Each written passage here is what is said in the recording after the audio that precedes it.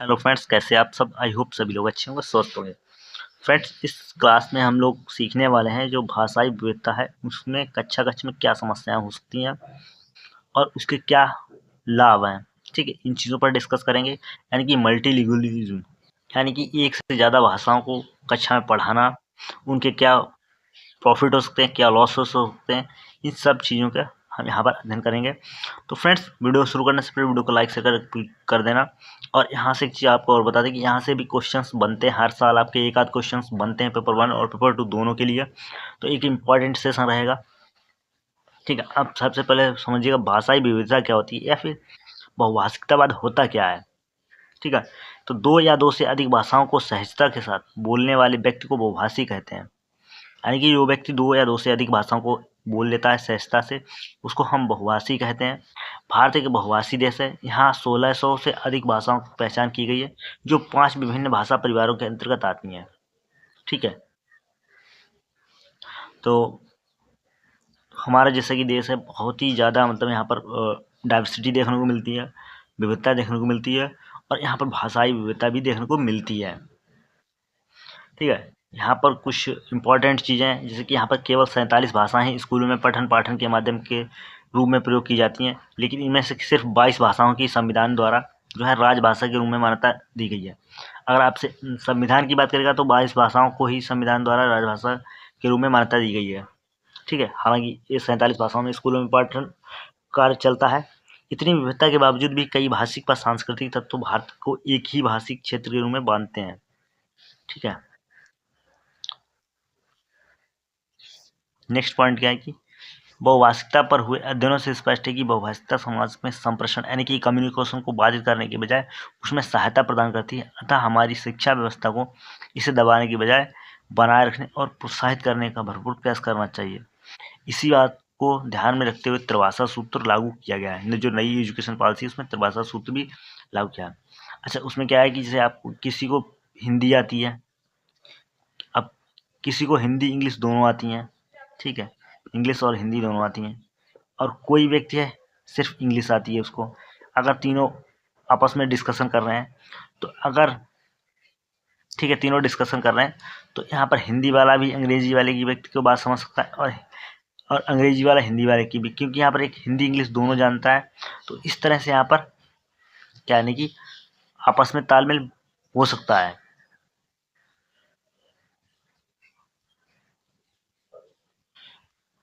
तो इसलिए एक से ज़्यादा भाषाएं भी शिक्षा में होनी चाहिए, स्कूलों में शिक्षा व्यवस्था होनी चाहिए। तो ये सब हमारी सरकार ने यानी कि कर रखा है सब कुछ। जो हमारी अभी नई शिक्षा नीति लागू हुई थी उसमें भी यहाँ पर क्या है, त्रिभाषा सूत्र को लागू किया गया है। कक्षा में बहुभाषिकता को बढ़ावा देने की आवश्यकता। अब ये आवश्यकता क्यों पड़ी, यानी कक्षा में बहुभाषिकता को बढ़ावा देने की आवश्यकता क्यों पड़ी, ये चीज़ देखिए।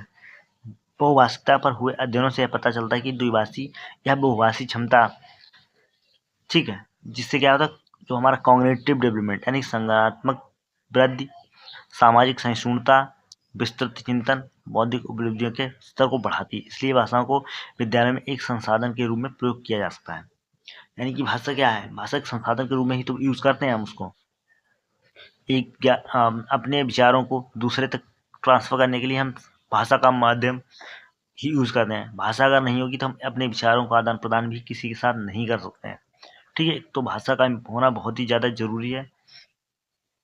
अब नेक्स्ट पॉइंट क्या कराए, कक्षा में विभिन्न भाषाओं का प्रयोग करना सांस्कृतिक आदान प्रदान का भी माध्यम है, जिसकी मैंने पहले ही बताया। ठीक है, हाँ, वही चीज़ है। भिन्न भिन्न कक्षाओं के प्रयोग से सभी छात्रों को एक दूसरे की भाषा समझने का अवसर मिलता है। तब अपनी मातृभाषा का सम्मान करने के साथ ही दूसरों की भाषाओं का भी और संस्कृतियों का भी सम्मान करना सीखते हैं।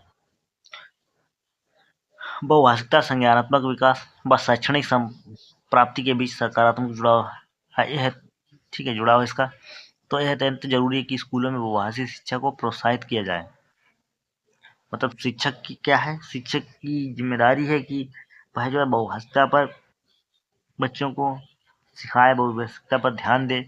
ठीक है, तो ये क्या है, एक इससे जो हमारा कॉग्निटिव डेवलपमेंट है या फिर और भी प्रकार के डेवलपमेंट है, दूसरे भाषा के लोगों की संस्कृति जानना, दूसरे लोगों को समझना, ठीक है, इन सब चीज़ों का भी हमें जो बहुभाषा है, भाषिकता है, उससे हमें पता चलता है।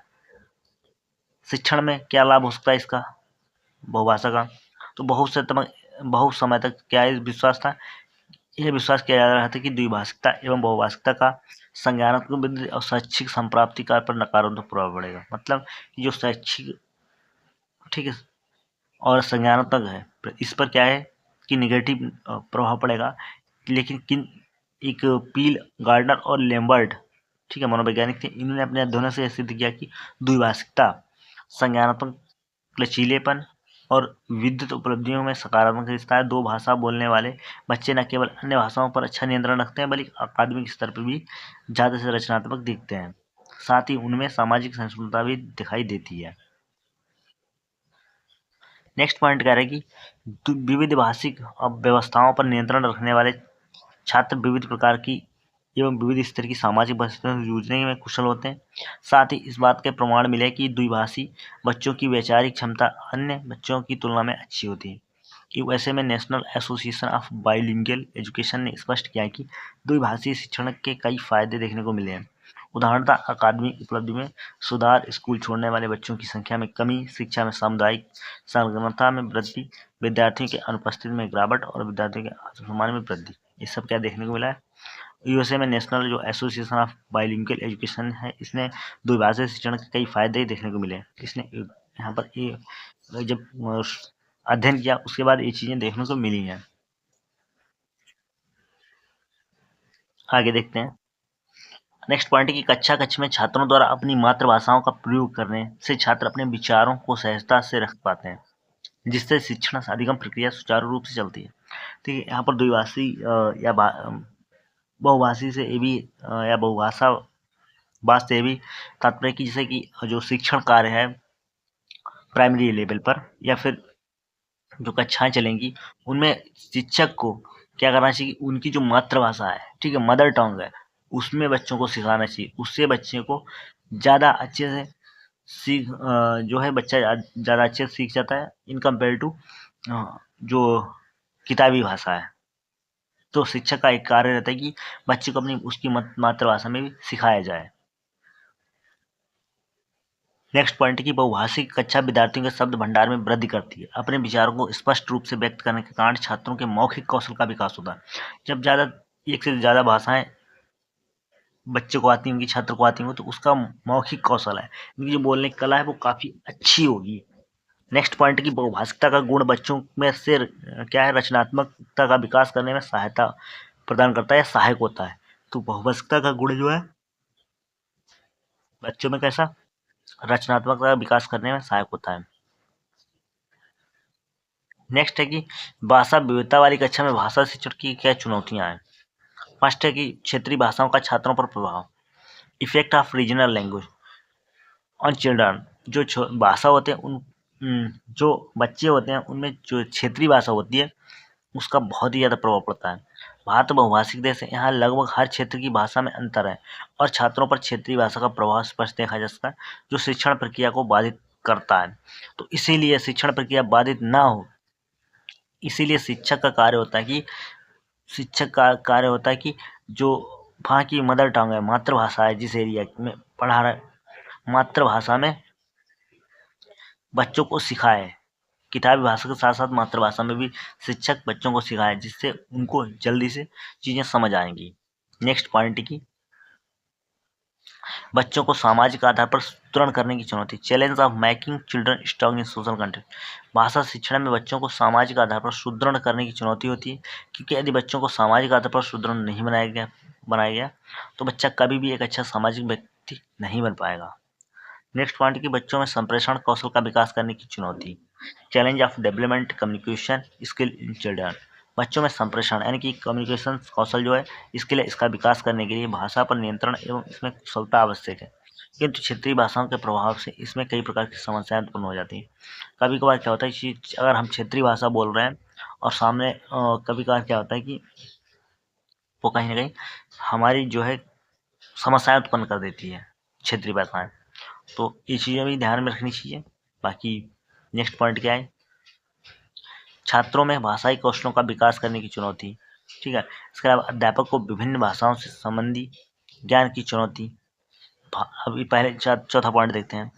अब इसमें क्या है कि भाषाई विविधता के कारण छात्रों को विविध भाषाई कौशलों के अधिगम, सुनने, बोलने, पढ़ने, लिखने के विकास में चुनौतियों का सामना करना पड़ सकता है, क्योंकि क्षेत्रीय भाषा के प्रभाव के कारण भाषाई कौशलों पर भी इसका प्रभाव पड़ता है। ये बच्चों अध्यापक के लिए क्या है कि भारत की भाषाई विविधता के कारण एक शिक्षक के लिए विभिन्न भाषाओं का ज्ञान होना कठिन है, जो बहुभाषिक शिक्षा में शिक्षण अधिगम प्रक्रिया में एक समस्या के रूप में बनी रहती है। तो देखिए अभी यहाँ पर शिक्षक के लिए भी कहीं ना कहीं चुनौती है कि जो मदर टंग होती है, ठीक है, उसमें पढ़ाने की। मान लिया कोई टीचर है जो किसी अदर स्टेट से दूसरे स्टेट में गया है, ठीक है, वहाँ की लोकल भाषा कुछ और है, वो अपनी कुछ और मदर भाषा बोलता है, और साथ में तो यहाँ पर भी चुनौतियाँ रहती हैं। मान लीजिए कोई व्यक्ति यूपी से बिहार गया, तो बिहार में क्या है, वहाँ पर बिहारी भाषा बोली जाती है, ठीक है, यूपी में खड़ी बोली बोली जाती है, तो वहाँ पर भी कम्युनिकेशन करने में, बच्चों के साथ तालमेल बैठाने में भी शिक्षक को क्या है, बाधा उत्पन्न होगी। ये भी कहीं ना कहीं समस्याएं रहती हैं, ठीक है। तो शिक्षक के पास भी कहीं ना कहीं समस्याएं रहती हैं और बच्चों के पास भी समस्याएं रहती हैं। नेक्स्ट पॉइंट क्या है, भाषा के प्रति छात्रों की रुचि और रुझान का अभाव, lack of child interest and aptitude towards language. भाषा शिक्षण की एक समस्या है कि छात्रों में भाषा के प्रति रुचि और रुझान का अभाव पाया जाता है, जिस कारण से भाषा शिक्षण का कार्य और अधिक चुनौतीपूर्ण हो जाता है। कहने का मतलब है, अगर बच्चों में रुचि नहीं होगी तो बच्चे भाषा नहीं सीख पाएंगे। आगे क्या है, भाषाई विविधता वाली कक्षा में शिक्षण में आने वाली समस्याओं का समाधान। यहाँ पर समाधान बताया गया कि जहाँ पर लैंग्वेज डाइवर्सिटी है जिन कक्षाओं में, उनमें शिक्षण को कैसे जो है, शिक्षण की समस्या को कैसे सॉल्व किया जाए। तो पहला पॉइंट है कि बहुभाषिक कक्षा में शिक्षण प्रक्रिया के दौरान अध्यापक को सदैव विद्यार्थियों को अपनी मातृभाषा में बोलने में के अवसर प्रदान करने चाहिए। जैसे कि मैंने पहले ही बोला है चीज़ कि जो कक्षा चल रही है उसमें क्या है कि बच्चे को मातृभाषा में पढ़ाना चाहिए, मातृभाषा में बोलने के अवसर प्रदान करने चाहिए। नेक्स्ट पॉइंट कि भाषा शिक्षण बहुभाषिक होना चाहिए, केवल कई भाषाओं के शिक्षण के ही अर्थ में नहीं, बल्कि शिक्षण कार्य की तैयारी के रूप में भी, ताकि बहुभाषिक कक्षा को एक संसाधन के तौर पर प्रयोग में लाया जाए। कहने का मतलब है कि भाषा शिक्षण जब होना चाहिए तो जैसे अब मान लीजिए किसी बच्चे को हिंदी के शब्द नहीं समझ में आते, तो उसको समझाने के लिए हमें कुछ अंग्रेजी के शब्द भी बोलने पड़ते हैं। हमारी कोई उर्दू का शब्द है, उसको बच्चे नहीं समझ पाते तो उसका अर्थ हिंदी में बताना पड़ता है या फिर अंग्रेजी में, तो या फिर और कोई भाषा चल रही तो उसमें, तो इन चीज़ों का अगर तालमेल होता है तो जो शिक्षण कार्य है वो बहुत ही अच्छा हो जाता है। ठीक है। नेक्स्ट पॉइंट क्या है, बच्चों को प्राथमिक स्तर की विद्यालयी शिक्षा उनकी मातृभाषा में दी जाए, जिससे शिक्षण अधिगम प्रक्रिया सरल एवं छात्रों के लिए सहज हो सके। जो प्राथमिक स्तर होता है उसमें बच्चे अपनी मदर टंग में ज़्यादा जल्दी सीखते हैं, तो उनके लिए मदर टंग बहुत ही ज़्यादा ज़रूरी है, मातृभाषा बहुत ज़्यादा ज़रूरी है। बच्चे प्रारंभ से ही बहुभाषिक शिक्षा प्राप्त कर सकें, इसके लिए त्रिभाषा फार्मूला को उसके मूल भाव के साथ लागू किया जाने की जरूरत है, ताकि वह बहुभाषी देश में बहुभाषी संवाद का माहौल को बढ़ावा दे सकें। ठीक है। नेक्स्ट पॉइंट है कि गैर हिंदी भाषी राज्यों में बच्चे हिंदी सीखते हैं, हिंदी प्रदेशों के मामले में बच्चे वह भाषा सीखें जो उस क्षेत्र में नहीं बोली जाती है। नेक्स्ट पॉइंट है कि यानी कि जैसे गैर हिंदी राज्य है वहाँ पर हिंदी सीखते हैं, तो यहाँ पर हिंदी भाषी क्षेत्र है उनमें तमिल, तेलुगु, अंग्रेजी या फिर जो भी और भाषाएं, कन्नड़, बंगाली वगैरह जो भी है वो सीखी जाए, ऐसा कुछ रहता है। और नेक्स्ट पॉइंट क्या है कि बहुभाषिक कक्षा में शिक्षण अधिगम प्रक्रिया को सरल बनाने के लिए अध्यापक को समृद्ध भाषिक परिवेश का निर्माण करना चाहिए। और इसी के साथ आज की हमारी छोटी सेशन समाप्त होती है। अगर सेशन आपको अच्छा लगा तो प्लीज़ लाइक शेयर करना बिल्कुल ना भूलना, और यहाँ से आप इसको अच्छे से स्टडी कर लीजिएगा एक बार, यहाँ से भी क्वेश्चंस कई बार बने हैं। ठीक है। तो ये पेडागोजी का सेशन रहेगा, 5वीं क्लास है। अभी तक अगर प्रीवियस क्लासेज नहीं देखी तो एक बार जरूर देखिएगा और प्लेलिस्ट में जाकर के जरूर सर्च कीजिएगा। मिलते हैं नेक्स्ट वीडियो में, तो thanks for watching this video.